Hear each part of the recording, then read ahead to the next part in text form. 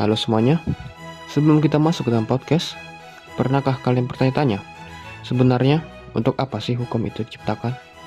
Apakah sekedar untuk menghukum orang yang bersalah? Atau ada tujuan lain yang lebih besar dari itu? Untuk menjawab pertanyaan ini, kita tidak bisa lepas dari pemikiran seorang tokoh besar dalam dunia filsafat hukum, dan beliau bernama Gustav Radbruch. Hari ini kita akan mengenal lebih dekat siapa itu Gustav Radbruch dan apa teori legendarisnya tentang 3 tujuan utama hukum ini. Yuk kita mulai. Pertama-tama, mari kita berkenalan dengan sosoknya. Gustav Radbruch lahir pada tanggal 21 November 1878 di sebuah kota bernama Lübeck di Jerman. Gustav Radbruch lahir pada tanggal 21 November 1878 di sebuah kota bernama Lübeck di Jerman. Beliau bukan sekedar pemikir di belakang meja. Beliau juga adalah seorang sarjana hukum, profesor, dan juga seorang politisi yang terjun langsung ke lapangan.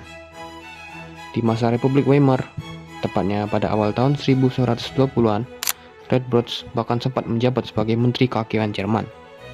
Bayangkan, seorang filsuf yang memegang kekuasaan untuk merancang sistem keadilan di negaranya. Namun, dalam perjalanan hidupnya tidak selalu mulus. Ketika rezim Nazi berkuasa pada tahun 1933, Radbruch yang sangat menjunjung tinggi nilai kemanusiaan diberhentikan dari jabatannya sebagai profesor di Universitas Heidelberg. Beliau baru saja kembali mengajar setelah Perang Dunia Kedua berakhir. Pengalaman pahit melihat hukum disalahgunakan oleh rezim otoriter inilah yang nantinya akan sangat berpengaruh dalam pemikiran emasnya. Radbruch wafat pada tanggal 23 November 1949. Namun, warisan pemikirannya tetap abadi hingga saat ini. Nah, sekarang kita masuk ke bagian yang paling menarik, teori tujuan hukum. Menurut Gustav Radbruch, agar hukum benar-benar berfungsi dengan baik dan dihormati oleh masyarakat, hukum harus memiliki 3 nilai dasar. Ketiga nilai dasar ini sering disebut sebagai ide hukum atau Ideerecht. Apa saja ketiga hal tersebut? Yang pertama adalah keadilan atau dalam bahasa Jermannya Gerechtigkeit. Bagi Radbruch, keadilan adalah mahkota dari hukum. Ini adalah tentang kesetaraan. Hukum harus memperlakukan hal yang sama secara sama, dan hal yang berbeda secara berbeda, sesuai dengan porsinya. Keadilan adalah cita-cita moral yang membuat kita semua merasa bahwa hukum itu berpihak pada kebenaran, bukan hanya sekedar alat bagi yang kuat untuk menindas yang lemah. Yang kedua, ada kemanfaatan. Hukum itu tidak boleh hidup di ruang yang hampa. Ia harus berguna. Kemanfaatan berarti hukum harus mengabdi pada tujuan dan kebaikan masyarakat. Hukum dibuat untuk menata kehidupan sosial, memajukan kesejahteraan hukum, dan membawa dampak positif bagi kehidupan sehari-hari. Percuma ada hukum kalau ternyata malah menyusahkan rakyat, bukan? Dan yang ketiga, ada kepastian hukum. Bayangkan jika aturan hukum berubah-ubah setiap hari atau tidak tertulis dengan jelas. Pasti kita akan bingung dan merasa tidak aman. Itulah mengapa kepastian hukum sangat penting. Kepastian memastikan bahwa hukum itu tertulis jelas dan dapat diprediksi. Dengan adanya kepastian hukum, masyarakat tahu akan hak dan kewajibannya, dan penegak hukum tidak bisa bertindak semena-mena. Lalu pertanyaannya, apakah ketiga hal ini, keadilan, kemanfaatan, dan kepastian bisa selalu berjalan beriringan? Radbruch dengan sangat jujur mengakui, tidak selalu. Seringkali, ketiga tujuan ini saling berbenturan. Misalnya, demi tegaknya kepastian hukum, terkadang keadilan individual harus dikorbankan, atau malah sebaliknya. Kita tidak selalu mengejar keadilan yang ideal. Kepastian hukum bisa jadi goyah.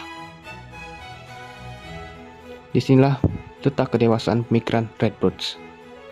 Sebelum Perang Dunia Kedua, beliau berpendapat bahwa kepastian hukum harus diutamakan. Namun, setelah melihat betapa mengerikannya kekejaman yang dilegalkan oleh rezim Nazi demi kepastian, Radbruch mengubah cara pandangnya. Beliau merumuskan apa yang kini dikenal sebagai formula Radbruch. Beliau menyatakan bahwa hukum positif atau undang-undang memang harus dipatuhi demi kepastian. Tetapi, jika undang-undang tersebut sudah sangat bertentangan dengan rasa keadilan yang mendasar, maka undang-undang itu kehilangan hakikatnya sebagai hukum dan keadilannya yang harus dimenangkan. Semua pemikiran sangat mendalam kan? Keadilan, kemanfaatan, dan kepastian hukum, 3 pilar yang harus terus seimbang oleh pihak para penegak hukum kita saat ini. 3 pilar yang harus terus diseimbangkan oleh para penegak hukum kita saat ini.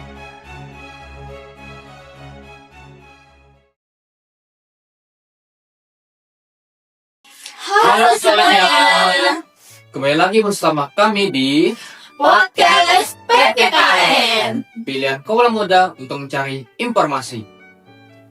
Obrolan kita hari ini mungkin lumayan berat nih, tapi pastinya relatable banget sama kita yang sering seliweran di berita. Ngomongin hukum di Indonesia, pasti sering kan dengar keluhan hukum tuh tajam ke bawah, tapi tumpul ke atas. Atau kok kondisinya nggak adil banget ya. Terus sebenarnya tujuannya dibuatnya hukum tuh buat apa sih? Sekedar untuk menghukum orang aja gitu? Atau ada nilai lain di baliknya? Buat mengupas tuntas ini, pastinya saya nggak sendirian. Sebelum itu, perkenalkan saya Emzan Gawat Rahman dari Prodi PPKN Angkatan 2025 dan rekan-rekan saya. Saya Putri Amanda dari Prodi PPKN Angkatan 25. Saya Salwa Salsabila dari Prodi PPKN Angkatan 25.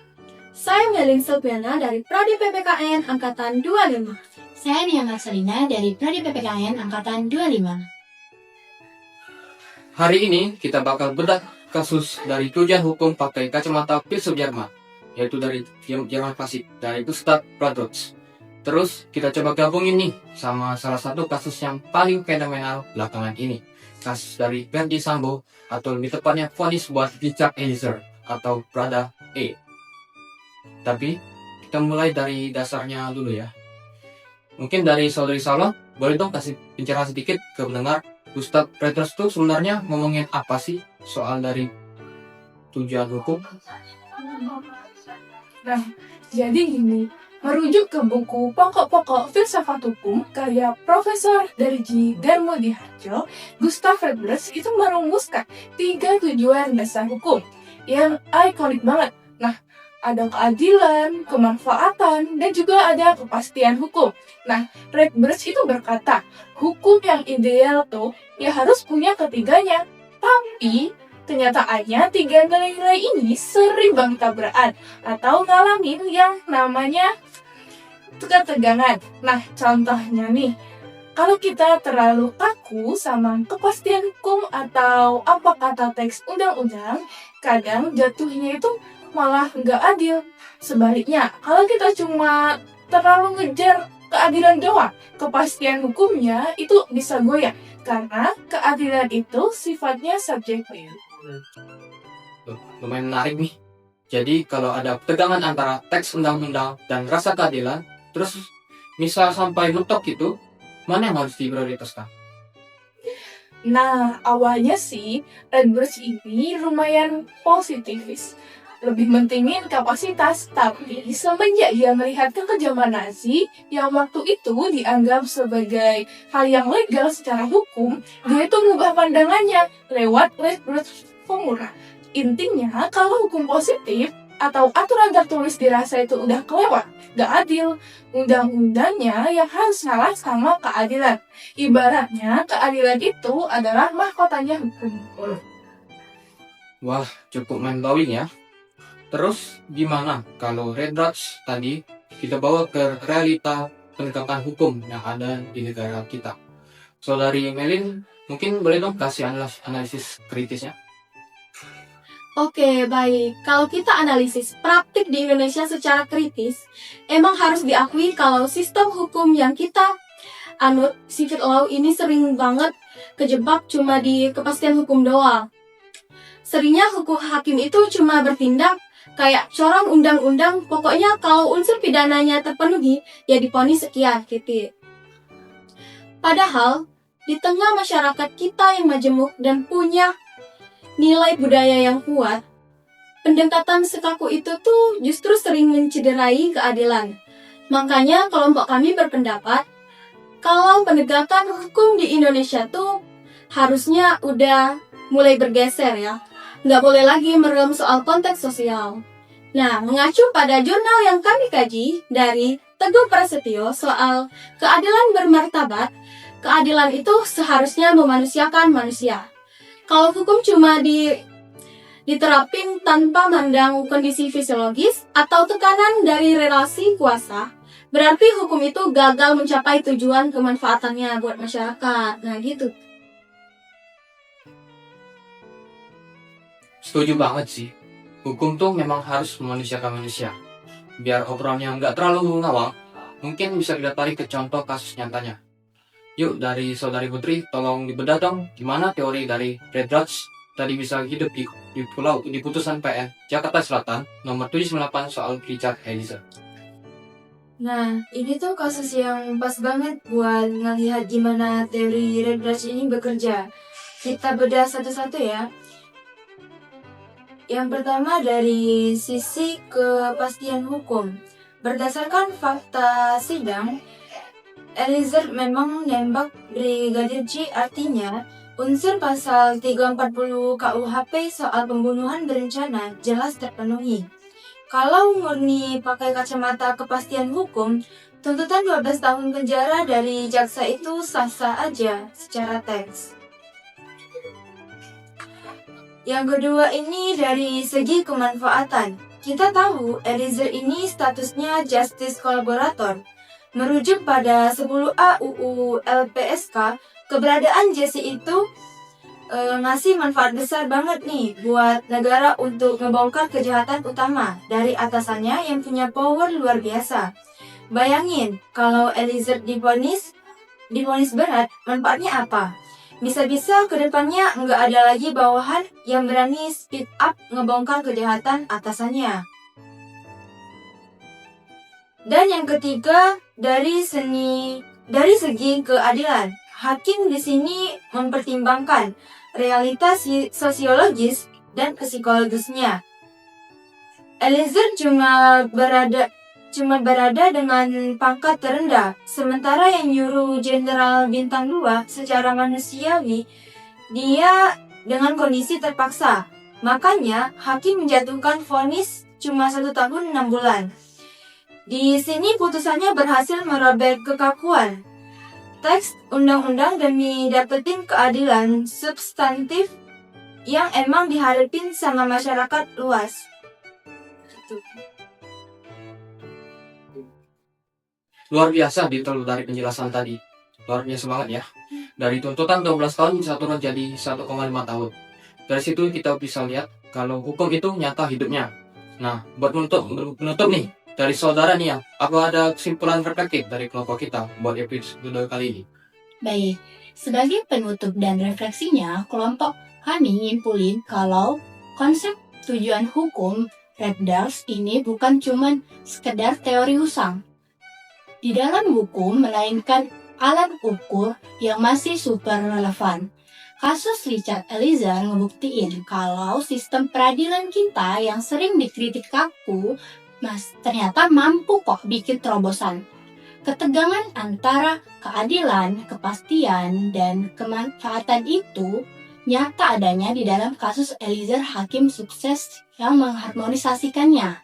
Kepastian hukum tetap ditegakkan karena dia tetap divonis bersalah. Kemanfaatan dirasasikan lewat penghargaan status jersinya dan keadilan didapatkan karena hukuman diringankan akibat faktor relasi kuasa. Harapan kita ke depannya diputuskan kayak gini, bukan cuma sekedar anomali, tapi bisa jadi jurisprudensi dan standar moral buat penegakan hukum di Indonesia.